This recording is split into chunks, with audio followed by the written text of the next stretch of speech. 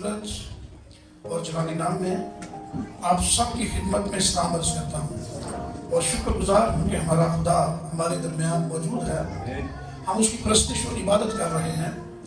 इन दिनों में कलीसियाई कैलेंडर के मुताबिक हम लेंट सीजन में से गुजर रहे हैं। रोज़ों के वो मखसूस अयाम जो इब्तदाई कलीसिया ने मुकर्रर किए ताकि इन दिनों में चर्च ज्ञान, ध्यान और दुआ और रोज़े के जरिए से खुदा के साथ गहरे ताल्लुक और राबते में बंध जाए। चूँकि हम पिछले संडे भी रोज़े पर ही खुदा का कलाम सुन चुके हैं, आज भी हम मजीद इससे आगे बढ़ेंगे और रोज़े पर ही खुदा का कलाम सुनेंगे। और मेरे साथ बाइबल मुकद्दस खोलें और योएल नबी का सहीफा उसका बाब नंबर 1 आयत नंबर 11 से 14 तक। एक किसानों खजालत उठाओ, ए पाकिस्तान के बागबानों नोहा करो, क्योंकि गेहूं और जौ और मैदान के तैयार खेत बर्बाद हो गए, ताक खुश्क हो गई, अंजीर का दरख्त मुरझा गया, अनार और खजूर और सेब के दरख्त, हाँ मैदान के तमाम दरख्त मुरझा गए और बनी आदम से खुशी जाती रही।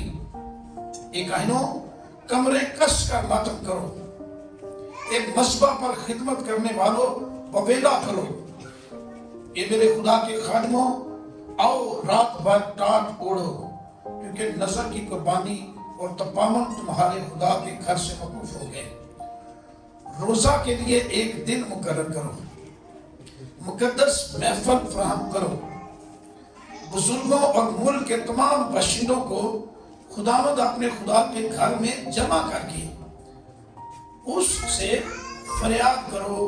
खुदा के कलाम के पढ़े और सुने जाने के वसीले से हम सबको बरकत मिले, आमीन। हमारा आज का टॉपिक है स्पिरिचुअल बेनिफिट्स ऑफ फास्टिंग, रोजे के रूहानी फवाइद या रोजे के रूहानी फायदे।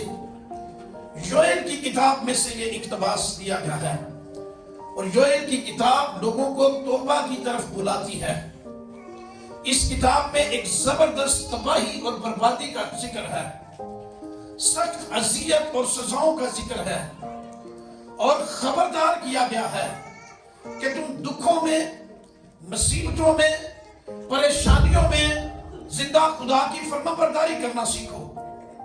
अपने खुदा के हुजूर आजिज़ी और इनकिसारी करो और उसकी ताबेदारी में आ जाओ। तो अपने खुदा के हुजूर में जब खाकसारी करोगे, रोजे का एक दिन मुकर्रर करो, अपने ताल्लुक अपने खुदा के साथ स्ट्रॉन्ग करो, तो खुदा तुम्हारी दुआओं को सुनेगा, सच्चे दिल के साथ रखेंगे, रोजे को कबूल करेगा और तुम्हारी मुश्किलात खत्म हो जाएगी, तुम्हारी मुसीबतें जाती रहेगी, तुम्हारे दुखों का खात्मा हो जाएगा और बरकत और बहाली का एक नया दौर तुम्हारे लिए शुरू होगा। यह ताकीद की गई है कि इज्तिमाई तौर पर सारी कौम रोजे रखे। दुल्हा और दुल्हन को ताकीद की गई है, किसान और बागबान भी रोजा रखे, काहिन और खुदा के खादमों को भी कहा गया है कि टाट ओढ़ो और रोजा रखो। रोजे के लिए एक दिन मुकर्रर करो, अपने खुदा के हुजूर में फरियाद करो, तो खुदा तुम्हारी सुन लेगा और तुम्हारे जिंदगियों को, तुम्हारे खानदानों को बहाल कर देगा। मेरे अजीजों, योएल के दौर में एक अजीब सूरत हाल थी। बाइबल कह रही है कि उनको ये कहा गया कि जो कुछ टिड्डियों के पहले गोल से बचेगा उसे दूसरा गोल निकल जाएगा, जो दूसरे से बचेगा तीसरा उसे खा जाएगा, जो तीसरे से बचेगा चौथा गोल जो है उसे खा जाएगा। मुल्क बर्बादी की हालत में था, दरख्तों के फल जो है वो कच्चे छाड़ रहे थे, हर तरफ बाइबल में लिखे अंजीर मुरझा गया, ताक खुश्क हो गई, तैयार खेत बर्बाद हो गए, अनार और खजूर और सेब के मैदान जो है उनके दरख्त भी मुरझा गए मैदान में। तो लिखा है बवेला करो, रोजे का दिन मुकर्रर करो, क्योंकि रोजा इस सख्ती को टाल सकता है और तुम्हारे लिए अच्छे दिन आ सकते हैं। जिस तरह से योएल नबी के दौर की सूरत हाल थी, आज بھی ہمارے دور میں ایسا ہی ہے. ملک کے اندر مہنگائی، بے روزگاری، کرپشن اپنے عروج پر ہے. ملک میں قہر زدہ صورتحال ہے. ہر چیز آسمان سے باتیں کر رہی ہے. اگر آج یہ کلام ہم اپنے ذہن نشین کریں، اسے زندگی کا حصہ بنا لیں، یوئیل کی اس دعوت کو قبول کریں، اپنے آپ کو عاجز کریں، روزے کا دن مقرر کریں، خدا ہمارے ملک کو بحال کر سکتا ہے، ہر طرح کے برے حالات سے نکال سکتا ہے. اور اس کے لیے کلیسیا کو اجتماعی طور پر اپنے آپ کو دعاؤں اور روزوں میں خدا کے حضور میں پیش کرنے کی ضرورت ہے. یاد رکھیں کہ پرانے عہد نامے کے اندر اجتماعی دعائیں اور روزے جو ہیں یہ بہت اہم تھے. ساری قوم مل کر روزوں میں ٹھہرتی تھی اور خدا ان پر رحم کرتا تھا اور ان کی دعاؤں کو سن لیتا تھا اور ان کے مسائل حل ہو جاتے تھے. ایسا ہی ابتدائی کلیسیا کے دور میں بھی تھا. ابتدائی کلیسیا نے اپنی تحریک جو ہے وہ دعاؤں اور روزوں کے ساتھ شروع کی. دنیا میں جتنی بھی بڑی بڑی بیداریاں آئی ہیں، آپ ان بیداریوں کا ریکارڈ اٹھا کر دیکھ لیں، اس کے پیچھے دعا اور روزے کی طاقت. لیکن آج کلیسیائی سطح پر روزے کا رستہ سنسان پڑا ہوا ہے. شاید انفرادی طور پر تو چند لوگ ہم روزہ رکھتے ہوں، لیکن اجتماعی روزے کا فقدان پڑ گیا ہوا ہے. ہم اجتماعی طور پر روزے نہیں رکھ رہے. پرانے زمانے میں بنی اسرائیل پوری قوم روزے میں ٹھہرتی تھی. نئے عہد نامے میں ابتدائی کلیسیا میں پوری کلیسیا روزوں اور دعاؤں میں ٹھہرتی تھی اور خدا اپنا جلال ظاہر کر رہا تھا. بڑے بڑے معجزے ہو رہے تھے، بیمار شفا پا رہے تھے اور ہزاروں لاکھوں لوگ زندہ یسوع مسیح کے پاس نجات پا کر آ رہے تھے. تو آج صورتحال تھوڑی سی تبدیل ہو گئی ہے. میں روزے کے چند ضروری فائدے آپ کو بتانے لگا ہوں. ہیں تو یہ بے شمار فائدے، لیکن چند ضروری فائدے روزہ رکھنے کے. پہلا فائدہ، ایمان کی مضبوطی مل جاتی ہے. ہمیں ایمان مضبوط ہو جاتا ہے کیونکہ روزہ رکھنے والا شخص خدا کی قدرت کو، خدا کے عجیب کاموں کو اپنے سامنے ہوتا ہوا دیکھتا ہے اور اس کا ایمان مضبوط ہو جاتا ہے. اس لیے پختہ ایمان قائم کرنے کے لیے دعاؤں اور روزوں کی ہمیں ضرورت ہے. جب ہم دعاؤں اور روزوں میں ٹھہریں گے، ہمارا ایمان پختہ ہو جائے گا اور جو کچھ تم دعا میں ایمان کے ساتھ مانگتے ہو وہ آپ کا خدا آپ کو مہیا کر دیتا ہے. تو پختہ ایمان روزے کی وجہ سے انسان کی زندگی کے اندر آ جاتا ہے. آپ آستر کی کتاب اس کا چوتھا باب میرے ساتھ نکال کر دیکھ سکتے ہیں. اس کی 11 سے 14 آیت کا جب ہم مطالعہ کرتے ہیں تو بائبل میں لکھا ہوا ہے کہ اکسویریس بادشاہ کے دور میں بنی اسرائیل بابل کی غلامی میں تھے. کس کی غلامی میں؟ بابل کی غلامی میں. اور حمان وزیر نے بنی اسرائیل کے خلاف ایک سازش کی اور اس سازش کے ذریعے ایک قانون ان کے خلاف پاس کروا دیا. قانون یہ تھا کہ 12ویں مہینے کی 13ویں تاریخ کو تمام یہودیوں کو جو قصر سوسن میں اور بابل کی مملکت میں موجود ہیں، جہاں جہاں تم پاؤ اسے قتل کر دو. یہ قانون ہو گیا. دوسری بابلی قوم کو کہا گیا جتنے بھی یہودی مل جائیں. یہ ایک خونی قانون تھا.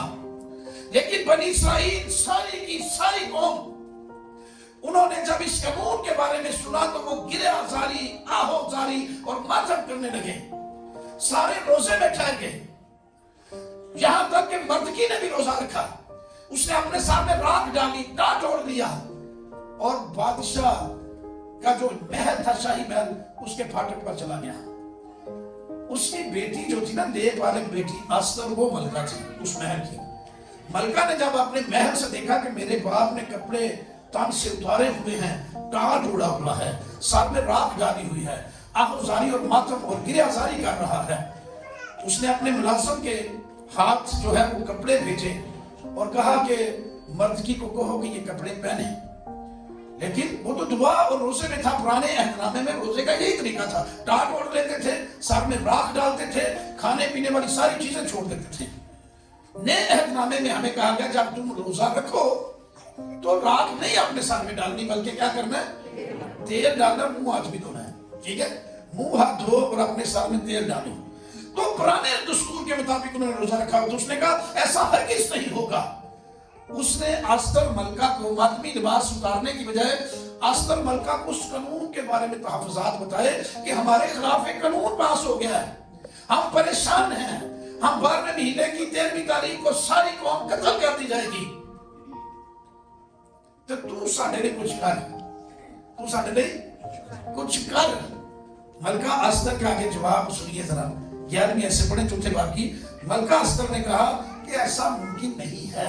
جی چوتھے باب کی 11ویں آیت سے، بادشاہ کے سب ملازم اور بادشاہی صوبوں کے سب لوگ جانتے ہیں، سب لوگ جانتے ہیں، انہیں سنیا کر گیا۔ استر نے یہ پیغام بھیجا کہ بادشاہ کے سب ملازم، سارے شاہی لوگ یہ جانتے ہیں کہ جو کوئی مرد ہو یا عورت جو کوئی مرد یا عورت بے بلائے بادشاہ کی بارگاہ اندرونی میں جائے، بے بلائے بادشاہ کی بارگاہ اندرونی میں جائے، اس کے لیے بس ایک ہی قانون ہے اس کے لیے ایک ہی قانون ہے کہ وہ مارا جائے، کہ وہ مارا جائے، بغیر بلائے جو بادشاہ کی اندرونی دربار میں جائے گا۔ ہاں جی، سوائے اس کے جس کے لیے بادشاہ سونے کا عصا اٹھائے تاکہ وہ سیدھا سوائے رہے۔ اس کے جب کوئی انٹر ہو تو سونے کا عصا بادشاہ اٹھا لے اپنا، جو اس کے پاس سونے کا ایک عصا تھا، ٹھیک ہے، سٹک، تو اس کو بچ جائے گا وہ، ورنہ وہ مار دیا جاتا۔ اس کی سزا یہ تھی۔ ہاں جی، لیکن 30 دن ہوئے کہ میں بادشاہ کے حضور نہیں بلائی گئی۔ 30 دن ہو گئے ہیں، پورا مہینہ میں بادشاہ کے حضور نہیں بلائی گئی۔ اس کا کہنے کا مقصد یہ تھا کہ بن بلائے جا کر میں اپنی موت کو دعوت نہیں دینا چاہتی، مجھے مرنے کا بھی شوق نہیں ہے، کیونکہ بن بلائے جو جاتا ہے وہ تو مر جاتا ہے، اس کو قتل کرنے کا حکم ہے۔ اگر بادشاہ نے سنہرا عصا نہ اٹھایا سنہری، تو دربان اس کا سر جو ہے تن سے جدا کر دیتے تھے۔ تو اس نے کہا کہ مجھے تو 3 دن ہو گئے بادشاہ نے بلایا ہی نہیں۔ ہاں جی، انہوں نے مردکی سے آستر کی باتیں کہیں، آستر کی باتیں آ کے ملازم نے مردکی کے ساتھ شیئر کی کہ اے بھائی تیری تھی کہندی سی بھائی۔ جب مردکی نے ان سے کہا، مردکی کا جواب سنی۔ مردکی آگے روزے میں ٹھہرا ہوا تھا۔ وہ کس میں ٹھہرا ہوا تھا؟ جب روزہ رکھنے سے میں نے آپ کو بتایا کیا ہوتا ہے، ایمان کی مضبوطی ملتی ہے۔ وہ کہ روزے نہیں ٹھہرے آسی۔ مردکی کا جواب اب سنیں۔ ہاں جی، کہ آستر کے پاس یہ جواب لے جائیں آستر کے پاس یہ جواب لے جائیں کہ تو اپنے دل میں یہ نہ سمجھ تو اپنے دل میں یہ نہ سمجھ کہ سب یہودیوں میں سے تو بادشاہ کے محل میں بچی رہے گی۔ تو سب یہودیوں میں سے بادشاہ کے محل میں سے بچی رہے گی، یہ نہ سمجھ، کیونکہ تو بھی یہودن ہے، یہودیوں کو قتل کرنے کا آرڈر ہوا ہے۔ اگرچہ تو بادشاہ کے محل میں ہے، یہ نہ سمجھ کہ تو بچی رہے گی۔ ہاں جی، اگر تو اس وقت خاموشی اختیار کرے اگر اس وقت نے خاموشی اختیار کی، اس قانون پر کام نہ کیا اس کو چینج کرنے کے لیے، ہاں جی، تو خلاصی اور نجات یہودیوں کے لیے کسی اور جگہ سے آئے گی۔ یہودیوں کے لیے کسی اور جگہ سے آئے گی، اور وہ جگہ آسمان کا زندہ خدا ہے۔ ہاللیلویا، آئے گی نجات یہودیوں کے لیے، خلاصی اور مخلصی آئے گی۔ اگر تو نہیں اس میں حصہ لے گی، تو کوئی کوشش کو جدوجہد نہیں کرے گی، تو یہ مت سمجھ کے یہ سارے مر جائیں گے، ہلاک ہو جائیں گے۔ ان کے لیے خلاصی آسمان سے آ جائے گی، کیونکہ آسمان کا خدا ان کو بچانے کے لیے آئے گا۔ جی، پر تو اپنے باپ کے خاندان سمیت ہلاک ہو جائے گی۔ بات تو ہلاک ہو جائے گی۔ یہودی بادشاہ کے پھر بھی کیونکہ زندہ خدا ان کی مدد کرے گا، وہ جانتے تھے کہ جب روزے میں ساری قوم ٹھہری ہوئی ہے تو آسمان کا خدا ضرور ان کی مدد کرے گا۔ ایمان مضبوط ہو چکا تھا، ٹھیک ہے۔ انہوں نے اسے کہا، جب یہ باتیں استر نے سنی تھا، استر کو جب استر سمجھ گئی کہ اتنے کام کچھ ہو رہے، ایمان والا کام شروع ہو گیا ہے، اس نے کہا کہ میرے لیے بھی روزہ رکھو۔ پہلے انہوں نے ساری قوم کے لیے رکھا ہوا تھا کہ ساری قوم بچ جائے۔ استر نے کہا میرے لیے بھی روزہ رکھو، میں بھی روزہ رکھوں گی، اور روزے کی حالت میں بادشاہ کے حضور میں پیش ہو کر اس قانون پر بات کروں گی۔ اگر میں ہلاک ہو گئی تو ہو گئی، اگر بچ گئی تو یہ بات کروں گی۔ سو روزے کی طاقت نے آستر کے اندر یہ ایمان پیدا کیا۔ 3 دن کا روزہ انہوں نے رکھا، اور اس کے اندر یہ ایمان پیدا ہو گیا کہ بادشاہ کے سامنے جانے کے لیے بادشاہ کی مدد مجھے مل گئی ہے۔ اور وہ وہاں پر بادشاہ کے حضور میں گئی، اپنا مطالبہ رکھا، اور پھر خدا نے ساری قوم کو ہر طرح کی ہلاکت سے بچا دیا، اور وہ محفوظ رہے۔ تو ایمان پیدا ہوتا ہے روزے سے۔ کیا ہوتا ہے؟ ایمان کی مضبوطی پیدا ہو جاتی ہے۔ میرے عزیزوں، مردکی کے اندر یہ اتنا ایمان بڑھ چکا تھا کہ وہ کہتا ہے کہ تو مدد نہیں بھی کرے گی تو اسرائیل کے لیے مدد کسی اور جگہ سے آ جائے گی، خدا ان کی مدد ضرور کرے گا۔ تو ایسا ایمان روزے کی طاقت سے ان کے اندر پیدا ہو گیا۔ دوسرے نمبر پر، روزہ اگر آپ نے رکھی ہو تو خدا کی رہنمائی ملتی ہے روزے میں۔ اگر کسی چیز کی رہنمائی آپ کو چاہیے نا، روزے اور دعا میں ٹھہر جائیں۔ روزہ رکھنے سے رہنمائی ملتی ہے۔ ایلیا کے دور کی بات کرنے لگا، پہلا سلاطین 19واں باب نکال دیجیے۔ اور ایلیا کے دور تھا، اور اس زمانے میں بادشاہ تھا اخیب۔ بادشاہ کون تھا؟ اخیب۔ किया और उसकी बीवी का नाम था एजबल। एजबल को बाइबल में मुकाशफा की किताब में भी शैतान के संबल के तौर पर पेश किया गया है। ये इंतहाई मक्कार खतून थी और मकरूहात से भरी हुई थी। इसने मकरूहात जो है वो नस्ब की हुई थी इसराइल की सारी सल्तनत में। बाल देवता की और अस्तारात की देवी की पुजारी ये पूजा करवाती थी और खुदा के लोगों को कत्ल करती थी। खुदा के लोगों को इसने कई नबी मरवा दिए। सारे खुदा के लोग और नबी डरते थे उससे।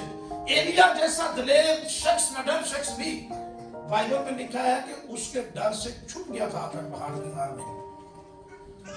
और एलिया वहां पर छुपा हुआ था।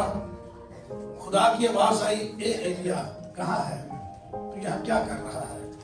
उसने कहा, खुदावंद मुझे तेरी बड़ी गैरत है, मुझे तेरी बड़ी गैरत है। देख एजबल ने तेरे सारे नबियों को कत्ल करवा दिया है, सिर्फ अकेला मैं ही बचा हूं। खुदा ने कहा ऐसा ना कह, मैंने अपने लिए 7,000 और रखे हुए हैं। कितने?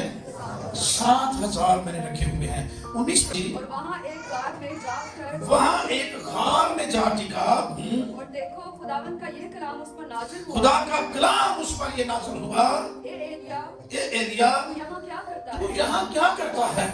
ये गार के अंदर छुपा हुआ था। इसने कहा मुझे तेरी बड़ी गैरत है,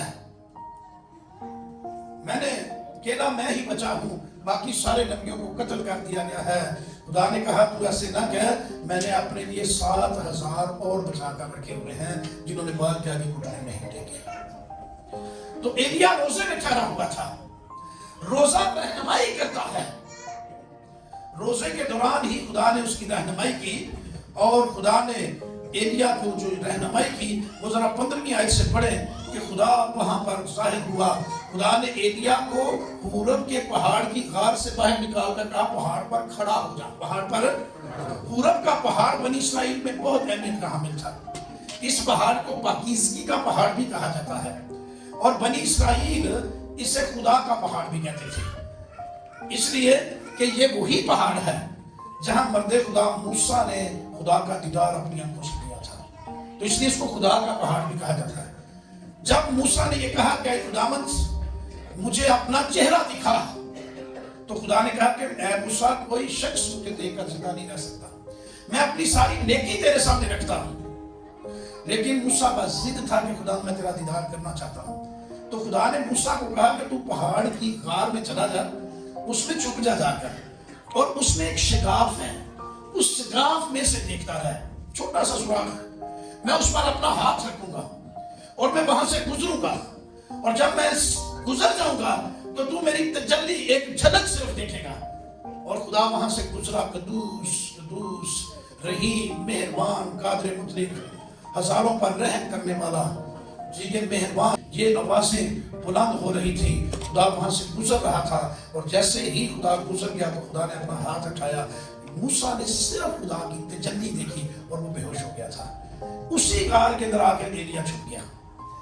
यूं लगता है कि एलिया को पता था कि मुझे खुदा रिंदा है, बादशाह से मैं बच नहीं सकता, एजबल से बच नहीं सकता, लेकिन एक हस्ती सिर्फ मुझे पनाह दे सकती है और वो मेरा सदा खुदा है। जब सारी आपकी कोशिशें फेल हो जाएं, सारी भागदौड़ खत्म हो जाए, आप खुदा की पनाह में आ जाएं, उसके कदम में आ जाएं, खुदा आपकी मदद करने के लिए आएगा। तो एलिया छुपा हुआ था। खुदा ने उसे कहा बाहर निकल, पहाड़ पर खड़ा हो। मैंने खुद कहा था अपना नूर जलवा मेरा नहीं बर्दाश्त कर सकता था, लेकिन तू तो इजबल के डर से छुपा हुआ है, तू बाहर निकल, कुछ नहीं तेरे को कहती इजबल। और उसके साथ खुदा ने उसकी रहनुमाई की कि आने वाले दिनों में क्या क्या काम तुझे मैं सौंप रहा हूं ये कर। तो पढ़िए जरा इसकी 15वीं आयत से खुदा ने उसकी जो रहनुमाई की। खुदावंद ने उसे फरमाया, खुदावंद ने उसे कहा, फरमाया तू अपने रास्ता लौट कर दमिश्क के बियाबान को जा, दमिश्क के बियाबान को जा, और जब तू वहां पहुंचे, ये देखिए खुदा उसके साथ कलाम कर रहा है। 40 दिन से ये रोजे में ठहरा हुआ है और खुदा साफ सरेह डायरेक्ट उससे बातें कर रहा है कि उठ दमिश्क के राह पर जा, और जब तू वहां पहुंचे तो तू इस्राएल को मसा कर तू हज़ाएल को मसा कर कि आराम को का बादशाह हो कि वो आराम का बादशाह हो। उनके आराम जो है, हाँ, और मसीह के बेटे याहू को मसा और कर निमसी के बेटे याहू को मसा कर कि इस्राएल का बादशाह हो। ये इस्राएल का बादशाह हो। पहले इस्राएल का बादशाह कौन था? अखिया। कौन था? अब उसको एक नई हिदायत मिल रही है, इस्राएल का बादशाह हो। हाँ जी, याहू। मुर्हबीन महूला के अलीशा बिन साफत को मसा कर हाँ जी, एलीशा बिन साफत को मसा कर कि तेरी जगह नबी हो। कि वो तेरी जगह नबी हो, वो तेरी जगह नबी हो। ए काम खुदा ने दिते हिदायत की थी रहनुमाई कि ए काम करने में आराम दा बादशाह मखसूस कर, इस्राएल दा बादशाह मखसूस कर, ते अपनी जगह ते नबी भी मखसूस कर। जी आगे। और ऐसा होगा कि जो इस्राएल की तलवार से बच जाएगा, जो इस्राएल की तलवार से बच जाएगा, उसे याहू कत्ल उसे करेगा। याहू कत्ल करेगा। और जो याहू की तलवार से बच जो रहेगा, याहू की तलवार से बच रहेगा, उसे एलीशा कत्ल कर उसे डालेगा। एलीशा कत्ल कर डालेगा। खुदा ने उसकी रहनुमाई की और उसने ऐसा ही किया, और उसने बादशाह मसा किए, और उसने एलीशा को नबी अपनी जगह पर भी मसा किया। यूं समझिए कि सियासी और रूहानी क़यादत को मुंतखब करने की रहनुमाई उसे मिली कि तू सियासी भी, बादशाह भी तुझे मुकर्रर करने ने, रूहानी क़यादत एलीशा भी तूने मखसूस करना है। और इस तरह से 40 दिन के रोजे की वजह से रहनुमाई मिली, और एलीशा की सूरत में बनी इस्राएल को एक अजीम लीडर मिल गया। हालांकि ये वो दौर था जब नबियों को कत्ल किया जा रहा था, एलिया जैसा बंदा भी डर के छुप रहा था। ऐसे दौर में एलीशा अपने बुलावे को लेने के लिए तैयार हुआ, जहां नबियों की हौसला शिकनी हो रही थी, लेकिन एलीशा अपने बुलावे में खुशी महसूस कर रहा था कि खुदा ने मुझे इस अजीम खिदमत के लिए बुला लिया है। तो ये याद रखिए, रोजे की ताकत से रहनुमाई मिलती है, बुलावा और मखसूसियत कि फलां शख्स बुला लिया गया है, फलां को मखसूस कर दे, ये रोजों की ताकत से रहनुमाई मिलती है। अमाल की किताब मेरे साथ आप निकाल सकते हैं, 13वां बाब, पहली 3 आयत पढ़ें तो यहाँ पर नए अहदनामे में भी रोजों और दुआओं वाली कलीसिया को खुदा रहनुमाई दे रहा है कि मेरे लिए किस किस को मखसूस करो। जी, अंताकिया में उस कलीसिया के मुतालिक, अंताकिया में उस कलीसिया के मुतालिक जो वहां थी, कई नबी और मुअल्लम थे। कई नबी और मुअल्लम थे, कई नबी, एक कलीसिया। आप सोचे कितना क्या रूहानी प्यार होगा कलीसिया का। कई मुअल्लम टीचर, अंग्रेजी लफ्ज, कई टीचर थे एक ही कलीसिया। जी, यानी बरनबास और शमौन जो काला कहलाता है, बरनबास भी उस कलीसिया में था, शमौन जो काला कहलाता है वो भी उसमें। हाँ जी, और लोकीस करीमी और और मनाहीम जो चौथाई मुल्क के हाकिम हेरोदीस के साथ पड़ा, हेरोदीस के साथ जो पला था बादशाह के नाम, जिन्हें परवरिश पाई थी, वो भी कलीसिया का मेंबर। लेकिन है कोई रौला रुपा, सब सुकून, सब इत्मीनान के साथ। और आगे सऊल भी और सऊल, यानी कि ये बहुत ही स्पिरिचुअल टीम, कलीसिया के मेंबर, दुआओं में, रोजों में ठहरने वाले। जी, जब वो खुदावंद की इबादत कर रहे और रोजे रख रहे थे, और रोजे भी रख रहे थे, ऐसी कलीसिया के अंदर कई नबी, कई टीचर पैदा होते हैं। तो वो दुआएं कर रहे थे, रोजे रख रहे थे। तो रूह कुद्स ने कहा, मेरे लिए बरनबास और शाऊल को उस काम के वास्ते मखसूस कर दो। बरनबास और शाऊल का ऑर्डिनेशन करो। मखसूस का मतलब यह ऑर्डेन करना। मेरे लिए बरनबास को और शाऊल को मखसूस करो। हेरोदीस के साथ पला हुआ ये मनाहीम, इसका नहीं उसने जिक्र किया। रहनुमाई जो मिल गई, वही जो रूह कुद्स ने रहनुमाई दी है, वही करेंगे हम। उसी बुलावे की मखसूसियत जिसे रूह कुद्स ने बुलाकर मखसूस करने के लिए कहा है। दुआ और रोजों में ठहर कर उन्होंने कहा, शाऊल और बरनबास इनको मखसूस करो। हाँ जी, जिसके वास्ते मैंने उनको बुलाया है। जिसके वास्ते मैंने बुलाया है। तो बुलावा कौन देता है? खुदा आसमान का। जिस काम के लिए बुलाया है तुम उसे मखसूस करो। हाँ जी, तब उन्होंने रोजा रख कर और दुआ करके और उन पर हाथ रख के उन्हें रुखसत किया। उन पर फिर उन्हें रोजा रखा, फिर दुआ की थी। पहले भी रोजे रख रहे थे, उनको मखसूस करके जब मिशन के लिए भेजा, खिदमत के लिए भेजा, फिर रोजे और दुआ की ताकत। اور جہاں جہاں سول اور برنباس جاتے تھے وہاں زندگیاں تبدیل ہو رہی تھی اور انجیل کا کام پھیلتا چلا جا رہا تھا اور کلیسیا بڑھ رہی تھی. تو رہنمائی روزوں اور دعاؤں کے ذریعے سے روح القدس نے کرنا شروع کی. میرے عزیزوں یاد رکھیے گا کہ روح القدس کی رہنمائی خدا ڈائریکٹ انسان کے ساتھ بات کرتا ہے. تو روزہ رہنمائی بخشتا ہے. روزہ کیا کرتا ہے؟ ہمیں خدا کی رہنمائی مل جاتی ہے کیڑا کام اساں کرنا ہے کیڑا نہیں کرنا. مخصوصیت کس کی ہونی چاہیے کس کی نہیں ہونی چاہیے. سارا بھروسہ خدا کی رہنمائی پر جو کچھ خدا کہتا ہے. پرانے جو ایماندار تھے ان کی پہلی ترجیح ہی یہ ہوتی تھی خدا کیا کہہ رہا ہے.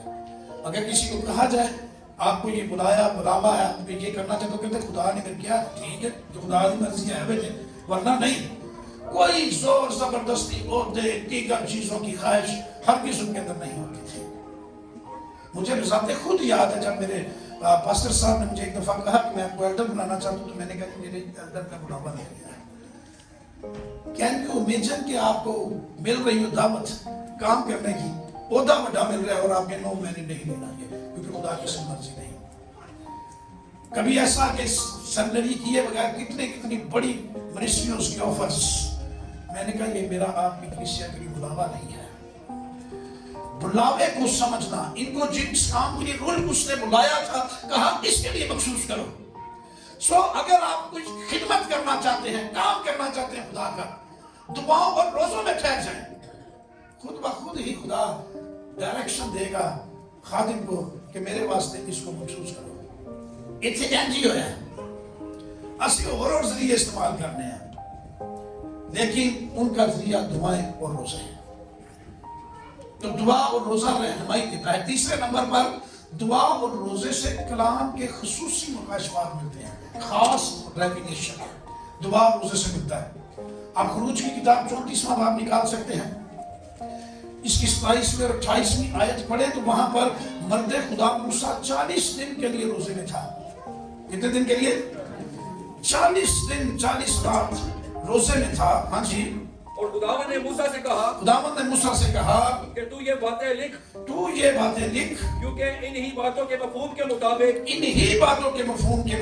میں تجھ سے اور اسرائیل سے عہد باندھتا ہوں. سو وہ 40 دن اور 40 رات وہیں خداوند کے پاس رہا. 40 دن 40 رات خداوند کے پاس رہا. اور نہ روٹی کھائی نہ پانی پیا. اور اس نے ان لوہوں پر اس عہد کی باتوں کو یعنی 10 احکام کو لکھا. ان 10 احکام کو اس نے 2 لوہوں پر پتھر کی جو ہے وہ لکھا. 40 دن 40 رات نہ کچھ کھایا نہ پیا صرف وہ خدا کی حضوری میں اس کی تمجید ستائش دعا روزے میں ٹھہرا ہوا تھا اور خدا کا کلام اس پر نازل ہو رہا تھا اور کلام اسے تقویت دے رہا تھا. میتھیو ہینری عظیم مفسر جو پرانے عہد نامے کا سکولر ہے وہ کہتا ہے کہ خدا اپنے مہمان کی خاطر مدارت روٹی اور پانی سے نہیں بلکہ اپنی محبت نور کی پرجلال روشنی اور اپنے الہی مکاشفات کے ذریعے کر رہا تھا. اینج دی خاطر مدارت ہو رہی سی. ودیا کھانے دینے سن پر کھانے تو ودیا چیزاں خدا کے جلال کی روشنی. جب وہ یہ 2 تختیاں پتھر کی 2 لوہے لے کر نیچے اترا تو اس کا چہرہ خدا کے جلال سے روشن تھا اور چمک رہا تھا اور بنی اسرائیل اس کے چہرے پر نظر بھی نہیں کر سکتے تھے. کلام کے مکاشفات ملے جس نے جو ہے وہ تہذیبوں اور معاشروں کی اصلاح کا بیڑا اٹھایا. اور 2 تختیاں تھیں ایک پر 4 حکم لکھے ہوئے تھے دوسری پر 6 لکھے ہوئے تھے. جو 4 حکم تھے وہ خدا کے متعلق تھے خدا کی بزرگی اور بڑائی بیان کرنے کے لیے کہ تم خداوند اپنے خدا کو ایک ماننا اس کا بے فائدہ نام نہ لینا اس کی عبادت پرستش کرنا. خروج 20 باب میں سارے لکھے ہوئے ہیں. تو 6 جو تھے انسانوں کے متعلق حکم تھے 4 خدا کے بارے میں 6 انسانوں کے بارے میں. دوسری تختی پر پہلا حکم ہی جو لکھا ہوا تھا 5واں جو حکم تھا ماں باپ کی عزت کرنا. تب جس ملک میں تو رہتا ہے تیری عمر دراز ہوگی. پھر آگے 6واں حکم کہ تو چوری نہ کرنا تو زنا نہ کرنا تو جھوٹی گواہی نہ دینا. اس طرح سے 6 حکم جو ہیں یہ انسانوں کے متعلق لکھے ہوئے تھے. پتھر کی تختیوں پر لکھ کر روزے کی حالت میں خدا کلام کے مکاشفات اسے دے رہا تھا. یہ جو پتھر کی تختیوں پر لکھا ہوا کلام ہے نا، اس کو لوہی کہا گیا یہاں پر. کیا؟ لوہے. پتھر کی تختیوں پر لکھا ہوا کلام لوہی کہلاتا ہے. یہ جو ہمارے ہاتھ میں ہے کلام، یہ کیا کہلاتا ہے؟ اسے کیا کہتے ہیں؟ بائبل تو ہے، کلام ہے نا. یس، کنکورڈنس کہتے ہیں اس کو. کیا کہتے ہیں؟ کنکورڈنس. ٹھیک ہے. اور جو چمڑے پر کلام لکھا تھا اس کو تمار کہتے ہیں. ہم تھوڑا دماغ میں لگ گیا نا. اور جو ایک پائپیرس کے پودا جو تھا نا، اس کے درخت کا جو پودے کی چھال لے کے نا، اس میں چرمسی کاغذ اس کو بنایا جاتا تھا، پروسیس میں سے گزار کر اس پر بھی کلام لکھا جاتا تھا. اسے ریک کہتے تھے. کیا؟ اور چار یاد کر لینی چیزیں. چمڑے پر لکھا ہوا کلام کیا ہے؟ بتائیں ذرا سر. چمڑے پر لکھا ہوا چمڑے پر لکھا ہوا کلام کیا ہے؟ تماس. پتھر کی جو ٹیبز ہیں، تختیاں، ان پر لکھا ہوا کیا کلام کہلاتا ہے؟ لوہے. ٹھیک ہے. اور جو پروسیس میں سے بگلوس کے پتے جو تھا، اس کی چھال تھی درخت کی دے کر بنایا جاتا تھا، اس کو رک کہتے تھے. کیا؟ اور یہ جلدی صورت میں، کتابی صورت میں جو بائبل ہے، اس کو کنکورڈنس کہتے ہیں. کیا کہتے ہیں؟ کنکورڈنس. ہمارے پاس دو مشہور و معروف ترجمے ہیں، ان کے نام ہیں. ٹھیک ہے. یہ ترجمہ جو ہمارے ہاتھ میں ہے بائبل کا، اس کو کہتے ہیں سیپٹوجینٹ ترجمہ. کیا کہتے ہیں؟ سیپٹوجینٹ ٹرانسلیشن. اور جو کیتھولک ترجمہ ہے اس کو کیا کہتے ہیں؟ کوئی کیتھولک والا نہ بتا دے. اس کو ویلگٹ. ویلگٹ یاد کریں. ویلگٹ بولے. ویلگٹ. ٹھیک ہے. وہ لاطینی میں یونانی سے لکھا گیا ہے. ٹھیک ہے. یہ کنکورڈنس ہے. ٹھیک ہے. اور سیپٹوجینٹ ترجمہ ہے، 70 بزرگوں کا ترجمہ. سو پتھر پر لکھ کر دیا گیا کلام اس زمانے میں، پتھر کی لوہوں پر. پرانے زمانے میں جب روزہ رکھا مرد خدا موسیٰ نے 40 دن کا، کلام کے مکاشفے ملے، پتھر پر لکھ کر دیے گئے. آج اگر ہم روزے میں ٹھہریں تو خدا دل کی تختیوں پر کلام لکھتا ہے. ہلیلویا. جب ایک گڈا ہے میں روزے رکھنا. دوسرا کرنتھیوں کا خط 3 باب نکالے ذرا، اس کی آیت نمبر 3 پڑھیے. خدا دل کی تختیوں پر کلام لکھتا ہے. نئے عہد نامے میں یہ روح القدس کی تحریک سے لکھا جاتا ہے. پرانے عہد نامے میں خدا نے 10 حکم اپنے ہاتھ سے لکھا دیے تھے پتھر پر، لیکن دل کی تختیوں پر 3 باب کی 3 آیت سے، دوسرا کرنتھیوں، دل کی تختیوں پر لکھا ہوا کلام. جی. ظاہر ہے کہ تم مسیح کا وہ خط ہو. ظاہر ہے کہ تم مسیح کا خط ہو. بائبل میں آپ کو پتا ہے پولس رسول نے کتنے خط لکھے ہیں؟ 13 خط ہیں پولس رسول کے. ٹھیک ہے. وہ تو پولس نے نہیں. پھر کچھ پطرس کے خط ہیں، کچھ یوحنا کے خط ہیں، یعقوب کا خط، سارے لکھے ہوئے خط، کرنتھیوں کا خط، رومیوں کا خط، وہ پطرس کے، پولس کے، یعقوب کے، یوحنا کے، ان کے خط ہیں. تم مسیح کا خط ہو. تم کس کا ہو؟ مسیح کا خط ہو. ہاں جی. تو ہم نے خادموں کے طور پر، ہم نے خادموں کے طور پر لکھا، یعنی خدا کا خادم ہوتے ہوئے پولس کہتا ہے کہ ہم نے لکھا، یعنی یہ خط خادم جو ہے وہ دل کی تختیوں پر لکھتے ہیں. جی. سیاہی سے نہیں، سیاہی سے نہیں، بلکہ زندہ خدا کے روح سے. زندہ خدا کے روح سے. ہلیلویا. یہ خدا کے روح سے کلام جو ہے وہ خادم لکھتے ہیں. ہاں جی. پتھر کی تختیوں پر نہیں، پتھر کی تختیوں پر نہیں، بلکہ گوشت کی، یعنی دل کی تختیوں پر یہ کلام لکھا جاتا ہے. تو لکھتے ہیں خادم. اس نے کہا مسیح کے خادم کے طور پر لکھتے ہیں. اب آپ کو پتا ہے کلام کے 3 بنیادی ٹول میں نے آپ کو ٹیچنگ کلاس میں بتائے ہوئے ہیں. پہلا ہے ریویلیشن. ریویلیشن کیا ہے؟ یس. اور کیا ہے؟ وہ تو تک نہیں پہنچی بات. ہاں جی. جی جی. ریویلیشن مکاشفہ جو نہیں، ریویلیشن فرام گاڈ ٹو مین. خدا سے آدمی کو یعنی نبی کو ملنے والا کلام ریویلیشن ہے. تو دوسرا ہے انسپیریشن. انسپیریشن کیا ہے؟ ٹیچنگ کلاس میں آنے والوں کو تو بتانا چاہیے نا. یس. کیا؟ From man to papers. Man to یعنی آدمی سے، نبی سے، جو بائبل مقدس اس پیپر پر لکھا گیا کلام جو ہے یہ انسپیریشن ہے. اور تیسرا ہے illumination. illumination کیا ہے؟ From paper to hearts. लोगों के दिलों पर लिखना। और ये खुदा के खादिम जब कलाम सुना रहे होते हैं तो दरअसल कलाम इल्यूमिनेट हो रहा है, दिलों पर टच हो रहा होता है। इसलिए उसने कहा कि हम खादमों के तौर पर हमने ये खत लिखा हुआ है, स्याही से नहीं, रूल कुश की कुदरत से तुम्हारे दिल की तख्तियों पर ये कलाम लिख दिया गया है। तो पुराने अहदनामे में अगर पत्थर की तख्तियों पर कलाम खुदा ने लिखा, तो नए अहदनामे में रोजे रखेंगे कलाम आपके दिल पर लिखा हुआ होगा। जरा बंदा कहते ना मैंने भूल जाते ने वाले, वो दुआ रोजे रखना शुरू कर दे, ठीक है, याद आने शुरू हो जाएंगे। इतने दिल तो लिखे होंगे तो फिर तो नहीं मिटेंगे ना। तो ये चौथे नंबर पर रोजे का फायदा है, अज़ाब इलाही से निजात मिल जाती है। बाइबल मुकद्दस में इस्तिस्ना की किताब में लिखा हुआ है कि जब खुदा ने मूसा को पहाड़ पर बुलाया, 10 अहकाम लिख कर दिए, तो नीचे कौम जो थी उसने बछड़ा बना दिया, वो उसकी पूजा करने लगे। खुदा ने मर्दे खुदा मूसा से कहा, देख तेरी कौम बिगड़ गई है, उन्होंने अपने लिए सोने का बछड़ा बना दिया है, मैं इस कौम पर अज़ाब नाज़िल करूंगा, पूरी कौम को तबाह कर दूंगा।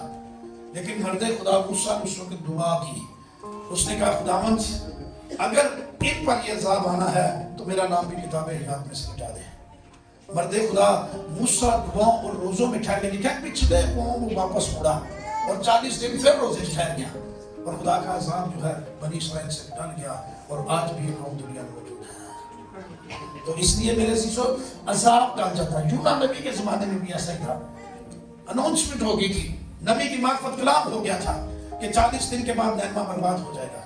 बादशाह से लेकर फकीर तक सारे के सारे लोग जो है वो खाक और राख में बैठकर 3 दिन के लिए रोजे में ठहर गए, और खुदा ने आसमान से उनकी खाकसारी देखी और उनके गुनाह को माफ कर दिया और उनका अज़ाब टल गया। तो अज़ाब टल जाता है। 5वें नंबर पर अपने गुनाहों का इकरार करने का मौका मिलता है। दोबारा रोजे में अपने गुनाहों का इकरार करने का। नहमिया की किताब बाब नंबर 9 पहली आयत पढ़िए। फिर इसी महीने की 24वीं तारीख को बनी इस्राइल रोजा रखकर और टाल ओढ़कर और मट्टी अपने सर पर डालकर, हाँ जी, इकट्ठे हुए। मैंने आपको बताया कि पुराने अहदनामे में रोजा रखने का तरीका था, नए अहदनामे में ऐसा नहीं है। तो नए अहदनामे में केड़ा तरीका है, ऊंटना रख इकट्ठे हुए, ठीक है, लेकिन इन्होंने वो रोजा रखा, वो इकट्ठे हुए, हाँ जी। सब प्रदेशियों से अलग हो गए, अपने गुनाहों और अपने बाप दादा की खताओं का इकरार किया, अपनी अपनी जगह पर खड़े होकर एक पहर तक खुदावंद अपने खुदा की शरीयत की किताब पढ़ी। एक पहर कितनी देर का होता है, कितने घंटे? हाँ, एक पहर 3 घंटे का होता है। कितने घंटे का? इसलिए 8 पहरा रोजा होता है, 8 दिया 24, ठीक है। तो ये 3 घंटे का एक पहर होता है। तो 3 घंटे रोजा रख के बाइबल ही पढ़ते हैं। शरीयत की किताब, खुदा का जिंदा कलाम, ये है रोजा। आगे जरा सुन पढ़े। दूसरे पहर में इकरार करके खुदावंद अपने खुदा को सिजदा करते रहे, अगले 3 घंटे दुआ करते रहे, पहले 3 घंटे कलाम पढ़ते रहे। तो ये याद रखिए, इसको कहते हैं रोजा, ठीक है। हम रोजा रख के बुलाई जाते हैं ऐसी, ठीक है, जेल के तो सुझे पे गए, जेल के ड्यूटियों में दीगर काम। याद रखिए, दुआ के बगैर, कलाम के बगैर रोजा बेकार है। रोजा रखना है तो इस तरह का 3 घंटे लगातार वो कलाम ही पढ़ रहे हैं, 3 घंटे सजदा रेज हो गए हैं, मुसलसल दुआएं कर रहे हैं, 6 घंटे गुजारे दुआएं कर रहे हैं, आजिज़ी हो रही है। यही बाइबल कह रही है कि मुकद्दस महफिल फराहम करो, रोजे का दिन मुकर्रर करो, अपने लोगों को जमा करो एक जगह पर। तो गुनाहों का इकरार करते और वो लगातार कलाम और दुआ में मशगूल रहते थे। 6ठे नंबर पर फरोतन बना देता है। रोजे का 6ठा फायदा ये है, हलीम और फरोतन। अज़रा की किताब 8वें बाब की 21वीं आयत में ये तो मैंने हवा के दरिया पर रोजे की मुनादी कराई, हाँ जी, ताकि हम अपने खुदा के हुजूर उससे अपने और अपने बाल बच्चों और अपने माल के लिए सीधी राह तलब करें और फरोतन बने। उसने कहा मैंने रोजे की मनादी कही कि अपने बाल बच्चों समेत यानी पूरा खानदान दुआओं और रोजों में ठहर कर सीधी राह अपने तलाश करें और फरोतन बने। तो 8वें नंबर पर सीधी राह और फरोतन बनने के लिए खुदा की हजूरी में दुआओं और रोजों में ठहरे ये फायदा मिलता है कि आप फरोतन बन जाते हैं और सीधी राह की आपको समझ आ जाती है। और 7वीं और आखिरी बात जंग में फतह देता है रोजा। 7वीं फायदा ये दूसरा तबारीख उसके 20वें बाब में शाही हुदा की हुस्नत के जमाने की बात है, जब बनी अमून बनी मुआब और कोई शहीद वाले उन पर जंग करने के लिए चढ़ आए। तो शाही हुदा की हुस्नत को जब बताया गया कि बड़ा अंगोई कसीर हमें मारने के लिए आ रहा है, जंग करने के लिए, तो लिखा है कि उसने रोजे की मनादी की और वो डर कर खुदा का तालिब हुआ और उसने खुदा के सामने ये फरियाद की कि खुदा तू हमें बचा। और खुदा ने सारी कौम ने रोजे में जब ठहरी हुई थी, खुदा ने कलाम किया यसीर बिन बरकी बिन जकरिया बिन बनाया के लिए सामने कि तुम सब का जंग के लिए जाना, लेकिन बगैर हथियारों के जाना है, ना तलवार ना लाठी ना नेजा ना फादा कुछ भी लेके जाना, ना तीर कमान लेके। तुमने हुस्ने तकद्दस के साथ खुदा की प्रस्तश करनी है। रोजे में हो प्रस्तश करते हुए आगे बढ़ो। और कलाम में लिखा है कि आगे आगे गाने और बजाने वाले थे और पीछे उनके साथ मिलकर प्रस्तश करने वाली बड़ी टीम थी। सारी कौम मैदान जंग की तरफ बढ़ रही थी, गीत गाते हुए प्रस्तश करते हुए। दूसरी तरफ दुश्मन तलवारें लाठियां नेज़े बर्छे लिए हुए आ रहा था। इधर खाली हाथ सिर्फ प्रस्तश हमद व सना।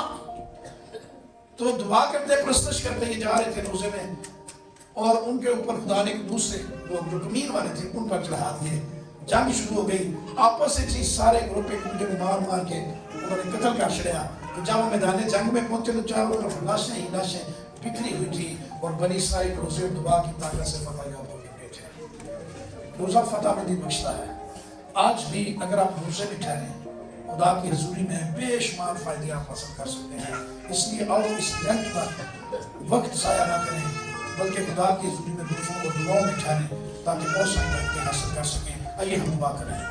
हालेलुया। आइए थोड़ी देर के लिए सब मिलकर अपने जिंदा खुदा के हजूर में दुआओं में ठहरें।